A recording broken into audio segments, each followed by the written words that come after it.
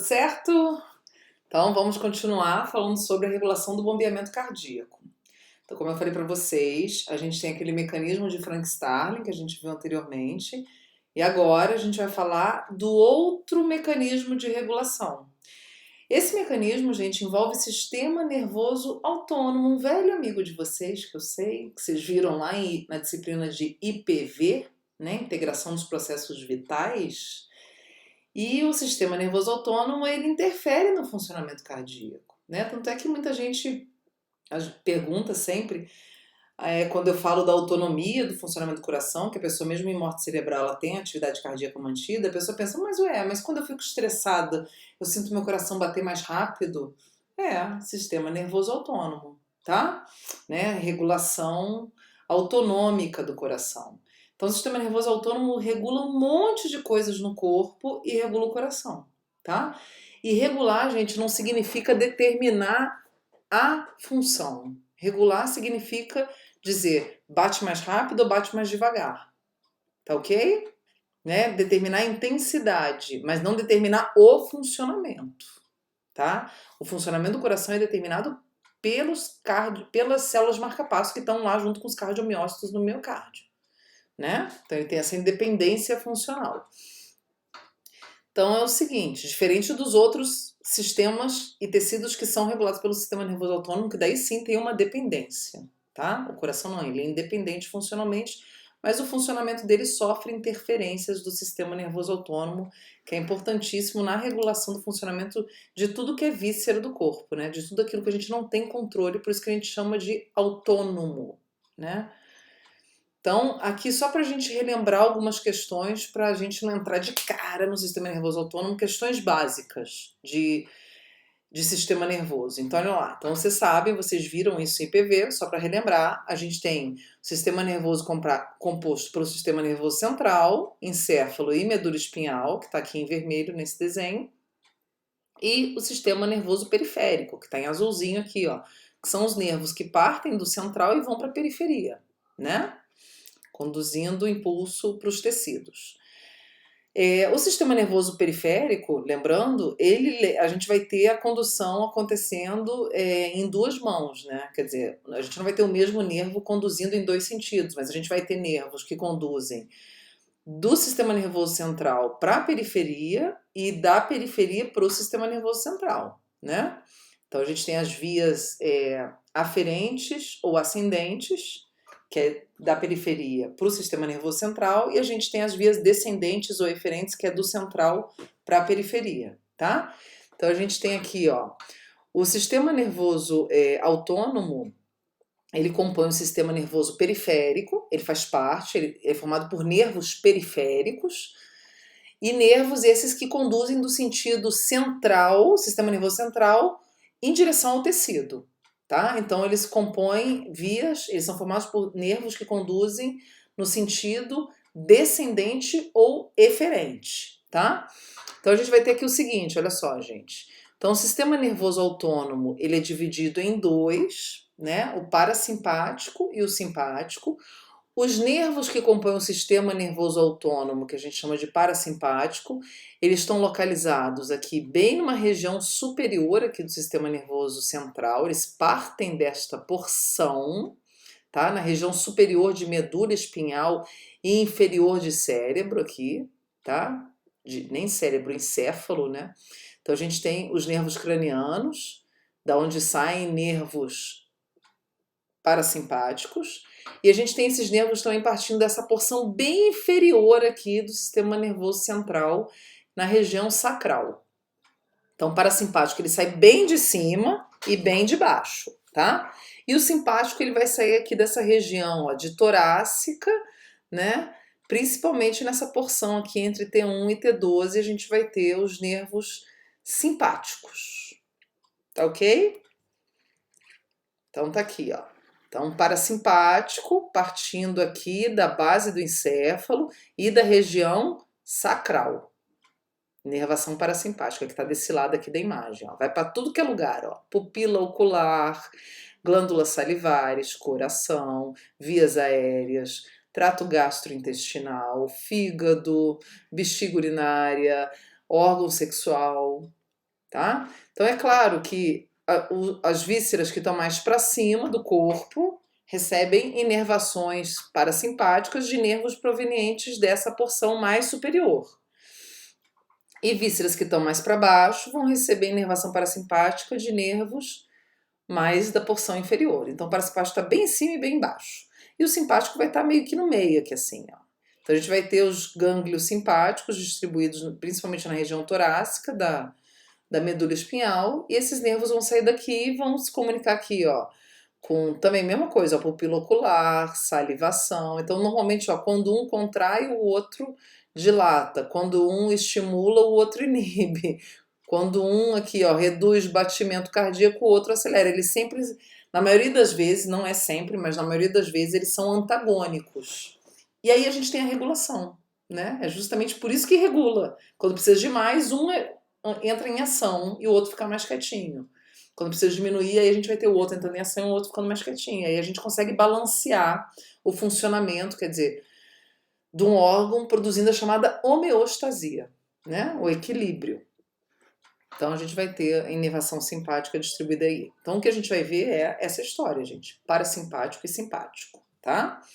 Nesse vídeo a gente vai ver primeiro o parasimpático. Então aqui, ó, só destacando essa situação para vocês, ó, os nervos de condução descendente ou condução eferente, a gente vai ter basicamente três, né? A gente vai ter o nervo somático ou nervo motor, que conduz impulso em direção ao músculo esquelético. Então, o órgão que vai efetuar a ação.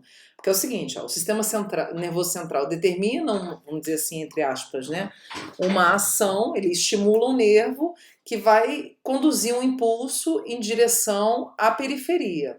E quem que vai receber esse impulso? Um tecido que vai efetuar essa ação, tá? Então, por isso que a gente chama de órgão efetor ou tecido efetor. Então, no caso dos nervos motores, o tecido efetor é músculo esquelético. Esses nervos são compostos por um único neurônio, né, que sai lá aqui, ó, da medula espinhal e vai em direção à periferia, uma única célula, e lá libera um neurotransmissor, aqui a gente vai ter acetilcolina, né, são nervos colinérgicos, e o sistema nervoso autônomo. Então, vias descendentes ou é nervo somático ou é nervos autonômicos. Vai depender do que o corpo precisa de resposta. É uma resposta motora, né? Se a gente se aproxima de uma fonte de calor, bota a mão lá, a gente tira. Isso é um nervo motor, a gente vai ter os nervos sensoriais detectando aquele estímulo térmico, produzindo o impulso que vai por via ascendente ou aferente, e aí o nosso cérebro entende, opa, isso aí vai produzir dano, tem que tirar a mão daí, e manda o impulso para o nervo motor que faz esse movimento, né? Via descendente. Se for uma resposta visceral, a pessoa está fazendo exercício, está correndo, ela precisa de mais débito cardíaco, então vamos aumentar o trabalho cardíaco, vamos estimular quem? Não é nervo motor, porque aí vai precisar de um nervo autonômico, porque se trata de um tecido autonômico, de uma víscera que a gente não tem comando voluntário em cima dela. Então aí a gente tem o simpático, ó, nervo descendente. Os nervos autonômicos, tanto simpáticos, gente, quanto parasimpáticos, são formados por dois neurônios. Estão vendo aqui? Então a gente tem um neurônio que faz sinapse aqui com outro neurônio que chega até o órgão efetor, tá? No nosso caso a gente vai falar aqui do coração, né? Então isso é para o simpático e para o parasimpático. Esse primeiro neurônio, não sei se vocês lembram lá da outra disciplina, ele é chamado de neurônio pré-ganglionar. E ele sempre é colinérgico, ele sempre libera acetilcolina, tanto do simpático quanto do parasimpático. A diferença entre o simpático e o parasimpático está no neurônio pós-ganglionar, né? A gente chama de gânglio esse ponto aqui de comunicação entre os dois. Então a gente vai ter aqui, que pode ser até do que mais do que dois, tá? Desse pré pode ter mais do que um aqui se comunicando com ele. Então, aqui no pós-ganglionar é que a grande diferença entre o simpático e o parasimpático. Ó. O simpático, na maioria das vezes, ele é adrenérgico. Ele libera noradrenalina ou norepinefrina, tanto faz, né? O nome, eles são sinônimos.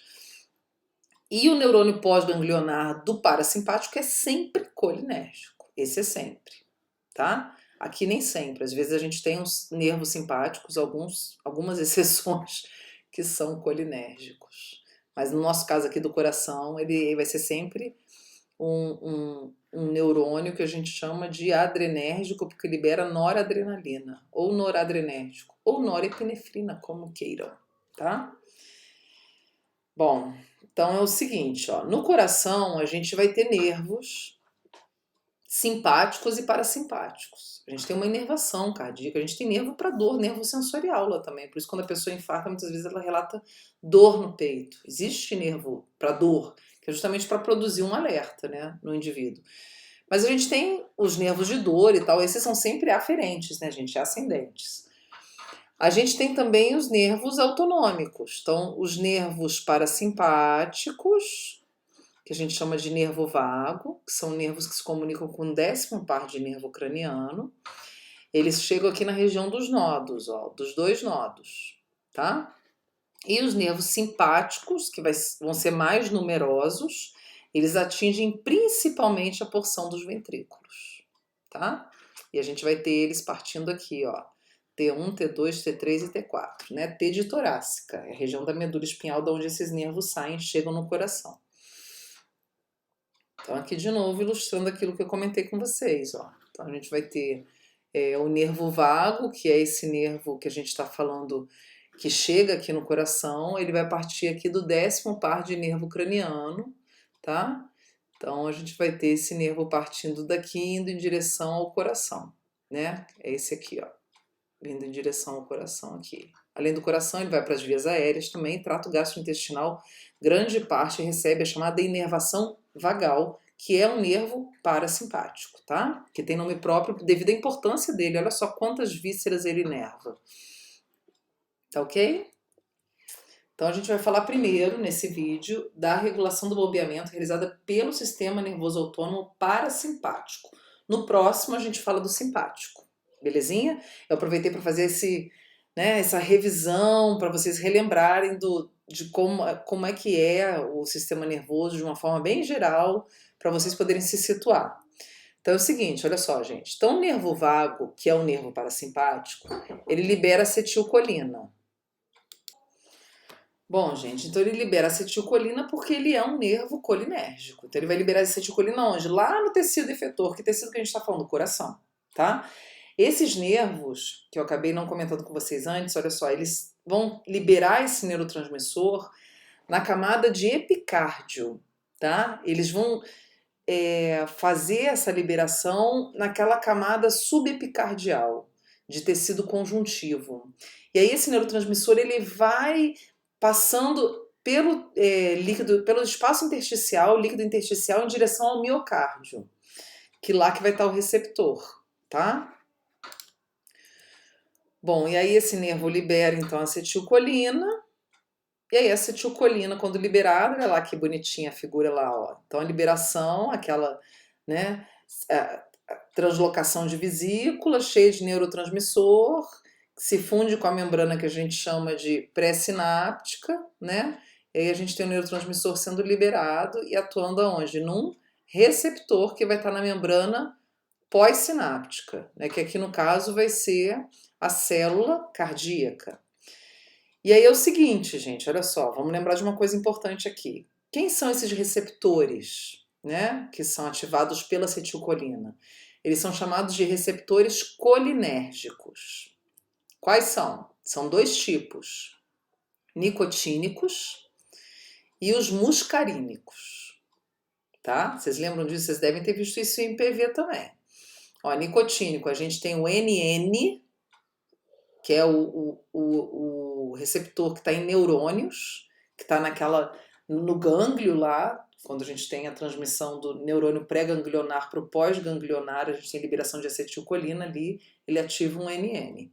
E o NM, o NMM de músculo, ele vai estar na placa motora do músculo esquelético. É o que o nervo somático ele libera acetilcolina e ele ativa esse NM. Os muscarínicos é que estão espalhados nas vísceras, tá? Então a gente tem o M1, o M2 e o M3. 3 subtipos. Então, nicotínico tem 2 subtipos e muscarínicos tem 3. A gente vai falar muito mais de muscarínico ao longo dessa disciplina, que é o que a gente vai ter no coração, nas vias aéreas, no trato urinário, na bexiga. E aí aqui no caso do coração, qual é o tipo? É o M2, tá? Então o M2 é o receptor colinérgico que a gente vai ter lá na célula cardíaca, mais precisamente na célula marca-passo. Tá lá. Por quê? Porque a gente vai ter inervação vagal chegando nos nodos SA e AV, né? Nodo sinoatrial e nodo atrioventricular. Então, as células marca-passo é que tem receptor colinérgico. Qual receptor? M2, muscarínico 2. Os cardiomiócitos não têm receptor colinérgico. Então, isso, gente, a gente já pode concluir de antemão que a acetilcolina ela só vai ter efeito em cima da frequência cardíaca. Só é efeito cronotrópico. Ela não mexe com o cardiomiócito, porque o cardiomiócito não tem receptor. O neurotransmissor, para ele produzir o seu efeito, ele depende do receptor. Depende de ligar no receptor. O receptor está presente e ele tem que se ligar nesse receptor para produzir um efeito. Então é o seguinte, ó. Quando a acetilcolina se liga aos receptores M2, ela vai produzir abertura de canais de potássio. Diretamente não, é indiretamente, tá? Então a gente vai ter abertura desses canais de potássio. Então no momento que a acetilcolina se liga no receptor, pensa numa chave entrando numa fechadura, que ela ligar ali, ela vai produzir abertura de canais de potássio que vão estar na membrana da célula, tá? Porque vai ativar uma série de cascatas intracelulares e tal que vai levar a isso. Se eu tenho o canal de potássio abrindo, o potássio está mais concentrado dentro da célula, portanto ele vai sair. A saída do potássio vai produzir o que é chamada hiperpolarização dos nodos, SA e AV, tá? Lembrando, vamos lá, ó, mais uma lembrancinha aqui, ó, essa figurinha. Então a gente tem um potássio mais concentrado dentro da célula, né? Se eu tenho o canal de potássio abrindo, eu tenho potássio saindo. Tá? Se o potássio sai, aqui fora que já é positivo, pensa o potássio saindo aqui, ó, vai ficar mais positivo. E aqui dentro que é negativo vai ficar mais negativo. Então essa hiperpolarização vai fazer o quê? Vai reduzir a frequência cardíaca, tá? E se eu reduzo a frequência, eu reduzo o quê? O débito cardíaco, né, gente? Porque o débito cardíaco é determinado, lembram? Pelo débito sistólico e pela frequência cardíaca. Se eu reduzo frequência, eu reduzo o débito cardíaco. Então, olha lá. Então, a gente tem aqui o potencial de ação da célula marca-passo. O que a acetilcolina vai fazer é o seguinte, ó. O repouso da célula marca-passo normalmente está aqui, ó, menos 60. A ação da acetilcolina vai fazer com que esse repouso fique mais negativo. Por quê? Porque vai sair carga positiva da célula, então dentro vai ficar mais negativo. Consequentemente, eu vou ter uma demora maior para atingir o quê? O meu limiar de descarga, que é o que abre aqueles canais de voltagem independente. Então isso aqui vai acontecer num intervalo muito mais longo. E aí eu vou ter um menor número de batimentos. Lembra, cada potencial elétrico desse determina um batimento cardíaco.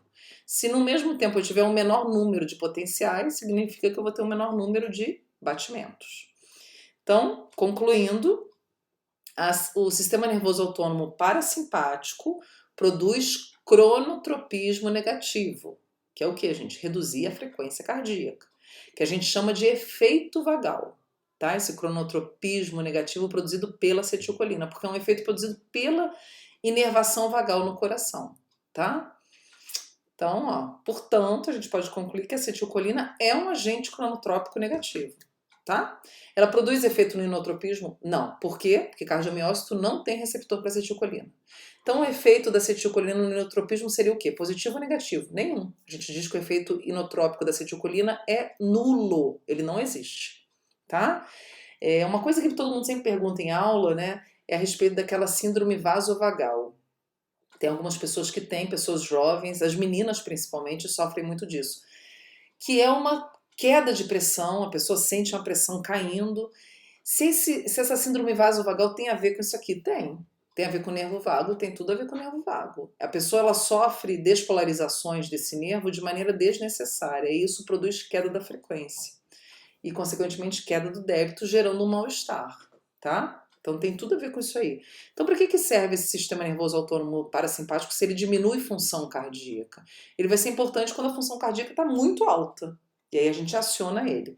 Portanto, gente, olha só que legal. Vou botar essa figurinha aí para vocês, para ilustrar bem isso. Esse sistema nervoso autônomo parasimpático, ele é do tipo, ó, liga, desliga. Então quando precisa, liga. Quando não precisa, desliga, tá? A gente não tem atividade constante desses nervos em cima do coração, tá? Ele só vai entrar em ação, por exemplo, a gente terminou de fazer uma corrida, um exercício físico, a frequência tá lá em cima. Agora tem que voltar a frequência para os valores basais, valores normais, né? Porque ficar com a frequência muito alta, isso sobrecarrega o coração de maneira desnecessária e ele pode sofrer lesões por isso. Então, o que o nosso corpo faz? Aciona nervo vago, que faz com que o coração diminua essa frequência. A gente vai ter esse efeito acontecendo. Até atingir que valores? Os valores basais, 70 batimentos por minuto. Tá? Quando não é mais necessário manter aquele ritmo tão elevado, a gente tem esse sistema sendo ativado. Atingiu aquele valor ok de 70, por exemplo, batimentos, desliga o nervo vago, tá? Então é isso, gente. Então no próximo vídeo a gente fala do simpático.